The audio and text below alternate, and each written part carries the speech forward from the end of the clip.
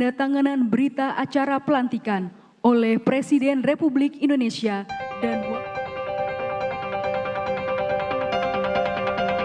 Prabowo Subianto dan Gibran Rakabuming Raka resmi menjadi Presiden dan Wakil Presiden RI 2024-2029. Dalam pidatonya, Presiden Prabowo Subianto mengingatkan para pejabat bekerja untuk rakyat, bukan untuk diri sendiri dan kerabat. Prabowo menegaskan kekuasaan adalah milik rakyat, karena itu rakyat harus bebas dari kemiskinan, kebodohan, penindasan, dan penderitaan. Kita harus selalu ingat, setiap pemimpin dalam setiap tingkatan harus selalu ingat, pekerjaan kita harus untuk rakyat.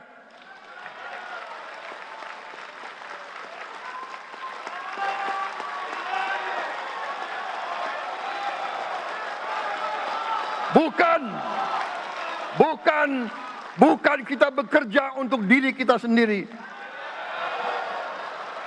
Bukan kita bekerja untuk kerabat kita. Bukan kita bekerja untuk pemimpin-pemimpin kita.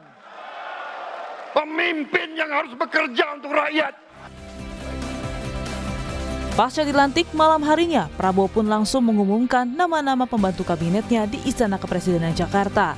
Total ada 109 orang anggota Kabinet Merah Putih. Sebagian menteri dan wakil menteri yang dipilih Prabowo Subianto merupakan mantan menteri era Kabinet Joko Widodo. Para menteri pun akan dilantik pada hari ini. Bahwa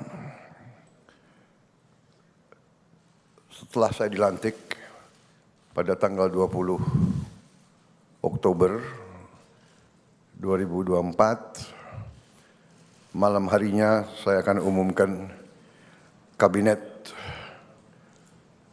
Pemerintah Republik Indonesia periode tahun 2024-2029 dengan kesepakatan para ketua umum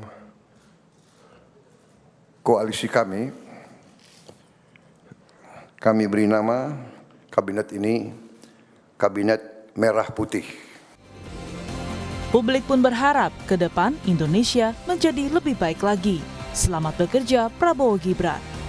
Tim Liputan Kompas TV.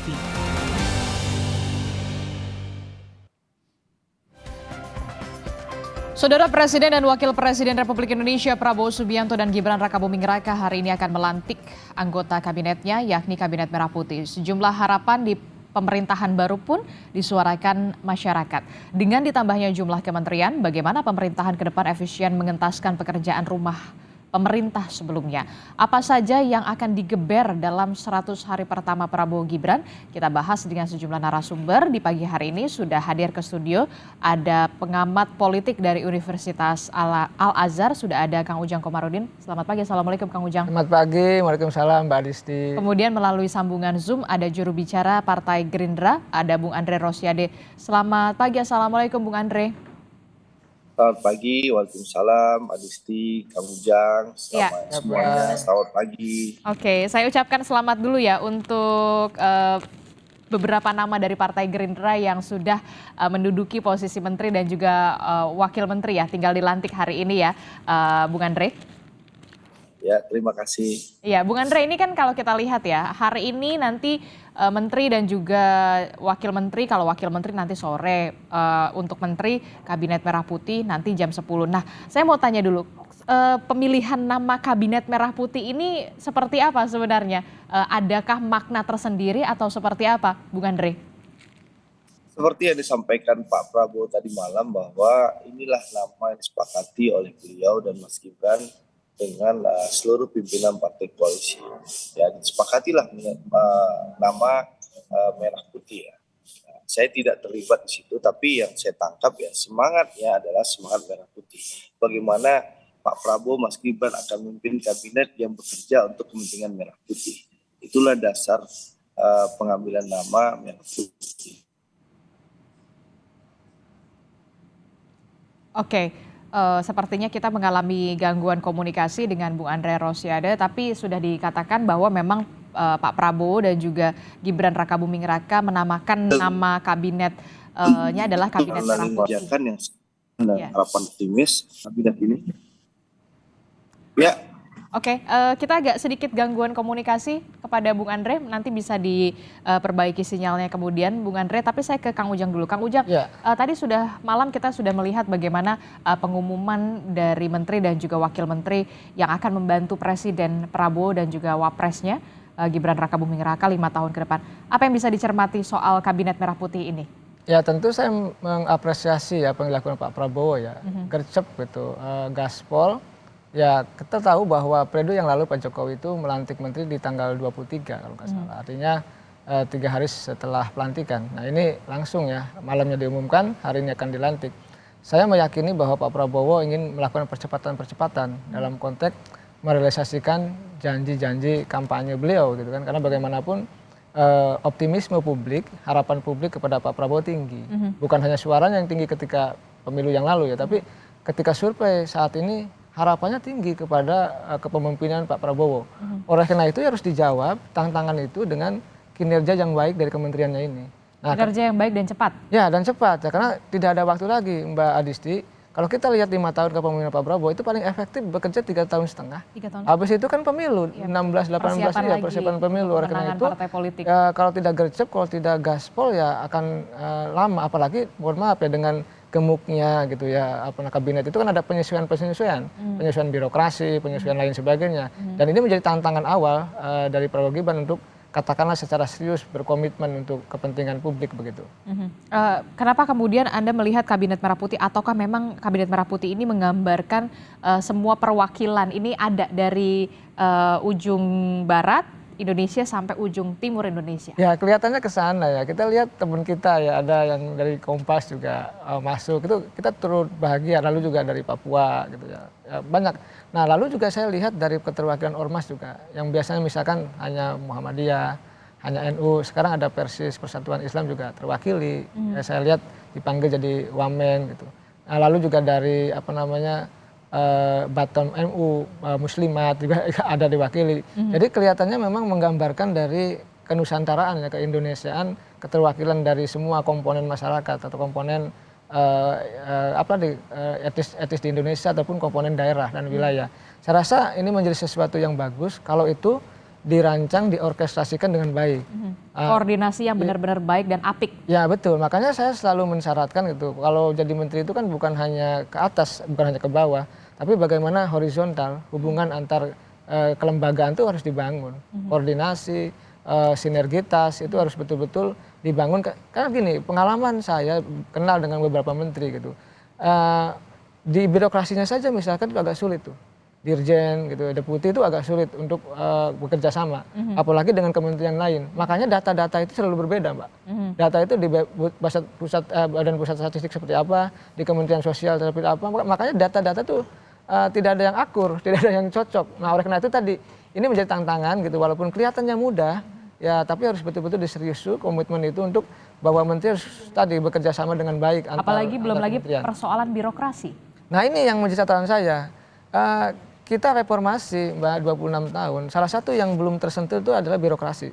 Selalu menekan reformasi birokrasi, selalu ada dan kementerian pun ada. Kementerian reformasi birokrasi gitu ya.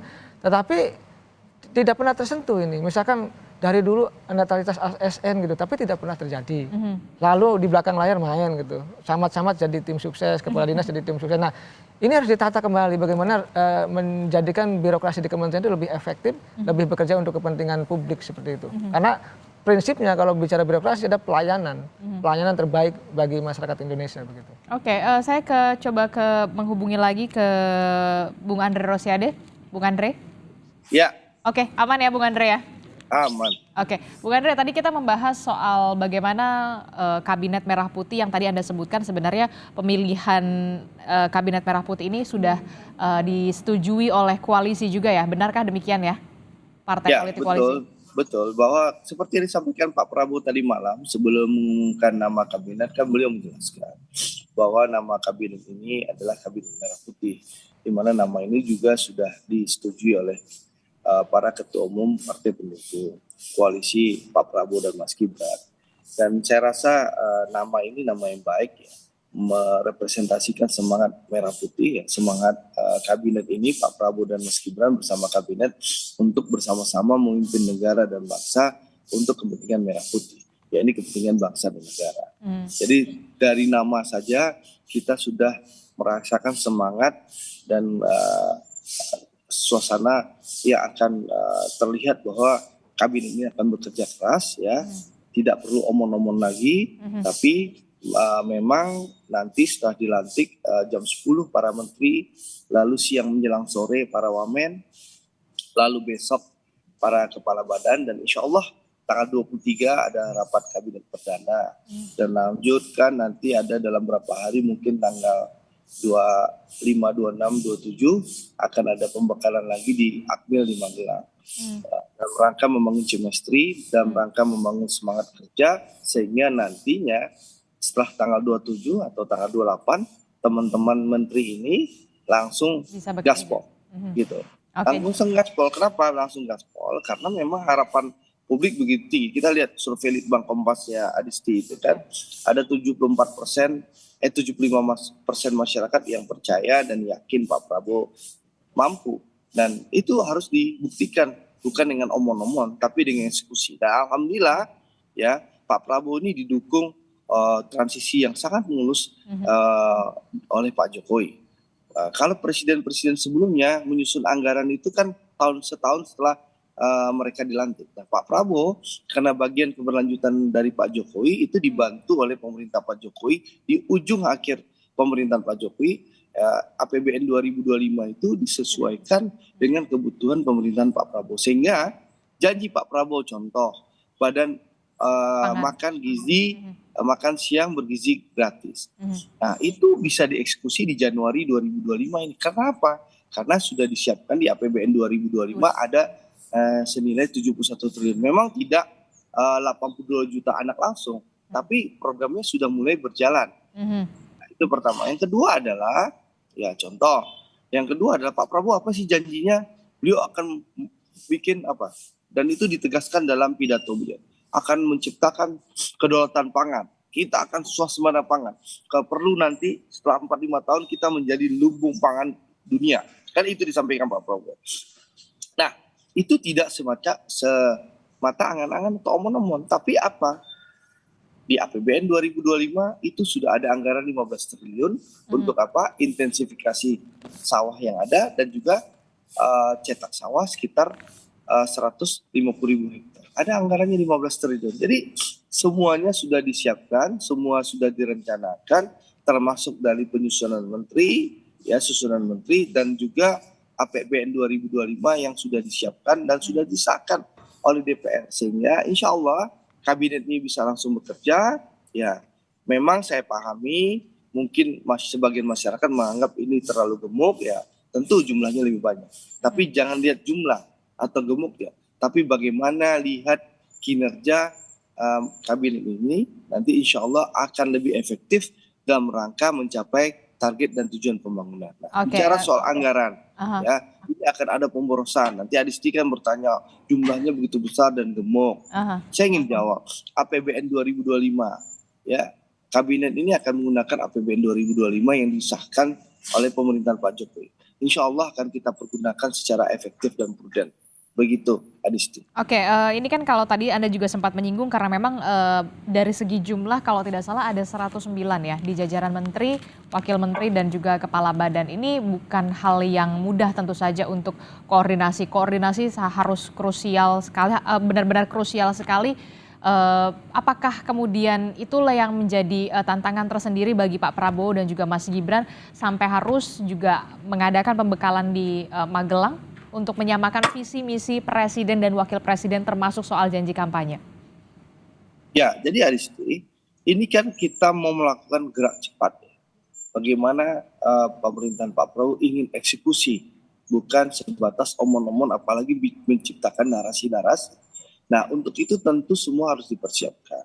Ini banyak orang baru, mungkin tidak saling kenal, tentu harus diciptakan situasi dan chemistry yang ada. Nah, itu sudah dilakukan oleh Pak Prabowo. Pertama, beliau melakukan pembekalan sebelum menteri-menteri ini dilantik. Ya, mengundang para pakar dan banyak hal. Kalau tahu itu, ya mumet itu kepala menteri dan wamen itu menghadapi pelatihan di Oke, dimengerti. Itu artinya ya, menteri harus gaspol lah ya? dilanjutkan lagi di Magelang nanti. Itu menunjukkan apa? Bahwa Pak Prabowo ingin para menteri dan para wakil menterinya memahami nih programnya, ya visi misinya dan arahan-arahan teknis yang akan diberikan oleh Pak Prabowo sehingga para menteri ini bisa langsung bekerja. Jadi bukan hanya pembekalan tapi arahan teknis. Ya, nanti di Magelang itu akan ada arahan-arahan teknis sehingga para menteri bisa langsung gercep, langsung gaspol begitu. Oke, di Magelang akan ada arahan teknis kepada para menteri dan juga wakil menteri begitu ya. Nah, ini kan kalau kita tahu ya, Bung Andre, apakah dengan kabinet yang kementeriannya ini lebih difokuskan? Karena ada kementerian yang kemudian bahkan dipecah, satu kementerian tadinya bisa dipecah menjadi 3. Kemudian apakah ini jika kita tidak ingin hanya menyebutnya dipecah, ini akan mempertegas pembagian kerja Prabowo Gibran atau seperti apa? Biar lebih fokus atau bagaimana tujuannya sebenarnya? Ya, memang harus lebih fokus, lebih detail, dan harus mencapai tepat sasaran. Contoh, saya ini anggota Komisi 6 di periode yang lalu. Ada Menteri Koperasi dan UMKM. Ya.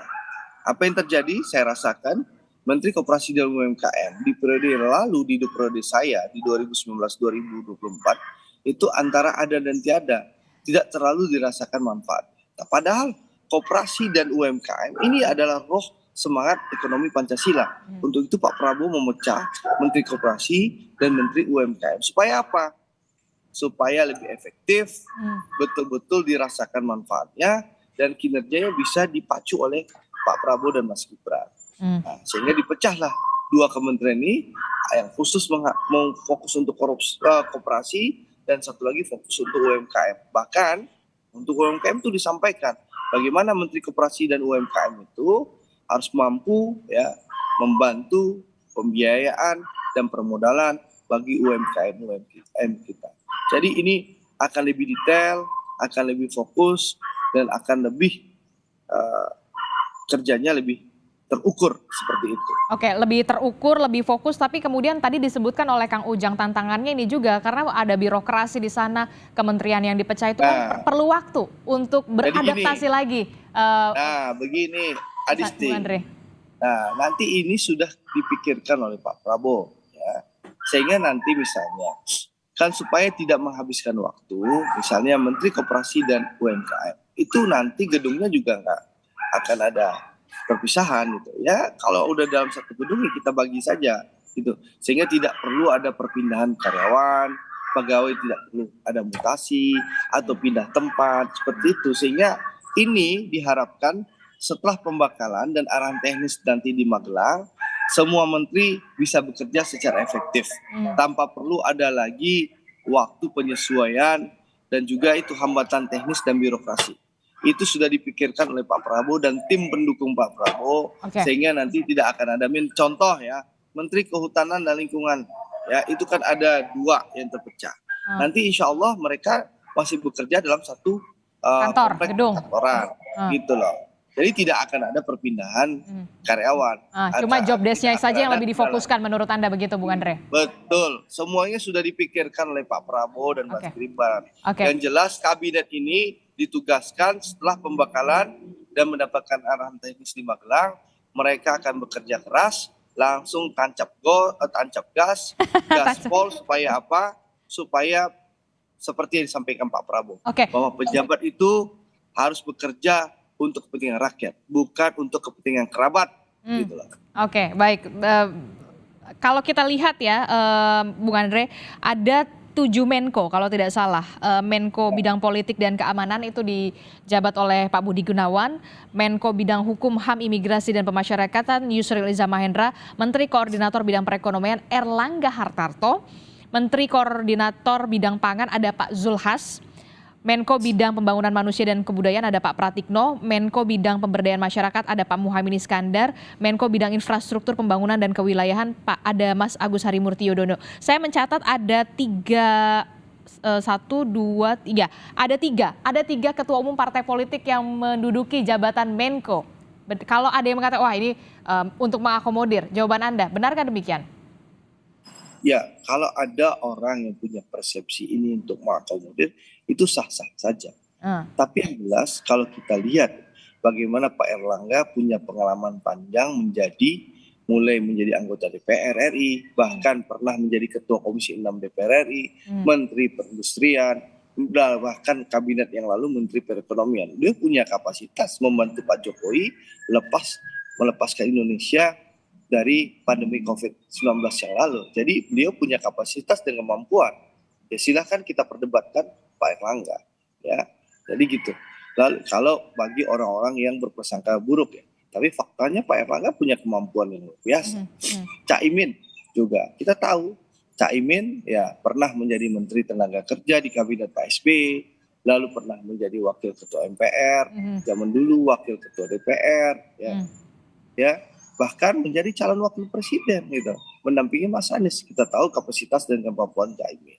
Lalu Mas AHY, kita tahu beliau adalah tentara profesional dulu yang punya tentara ya. Beliau seusia saya, ya kami kagum dengan beliau, punya selain menjadi TNI yang profesional waktu itu, beliau punya pendidikan yang luar biasa sampai ke Harvard, lalu sekarang memimpin Ketua Umum Partai Demokrat, dan beliau punya pengalaman memimpin Kementerian ATR. Dan BPN. Kita lihat selama beliau menjadi Menteri ATR BPN, bagaimana terobosan-terobosan beliau untuk menggebuk para mafia tanah. Kalau Pak Zulhas bisa menyelamatkan dana triliunan rupiah. Oh, Bung Zulhas itu jauh lebih banyak kenyang pengalaman. Pernah jadi Menteri Kehutanan, ya, Ketua MPR, Wakil Ketua MPR, bahkan kemarin Bang Zulhas itu mitra saya di Komisi 6. Dan beliau masuk jadi Menteri Perdagangan waktu itu di saat Indonesia menghadapi krisis minyak goreng. Dan alhamdulillah Bang Zulhas mampu dan bisa ya menyelesaikan polemik minyak goreng, dan juga selama beliau jadi menteri tidak ada masalah jadi soal ketersediaan pangan di saat Natal Tahun Baru dan juga Lebaran. Semua terkendali, tidak ada kenaikan harga yang luar biasa. Jadi semuanya memang semuanya di bidang keahliannya masing-masing ya, Bung Andre ya. Beliau ini punya kapasitas, kapabilitas, dan punya leadership yang akan mengkoordinasi para menteri di bawahnya dalam rangka membantu Presiden Prabowo Subianto. Jadi ketika ada 3 ketua umum partai politik yang menduduki posisi Menko ini memang karena kapabilitasnya dan juga kapasitasnya dipilih oleh Pak Prabowo untuk menduduki posisi menteri, terutama di posisi Menko begitu. Kalau Kang Ujang sendiri sependapatkah demikian? Jangan dijawab dulu Kang Ujang. Tetaplah bersama kami di Usai Jeda. Kami akan kembali di Sapa Indonesia Pagi.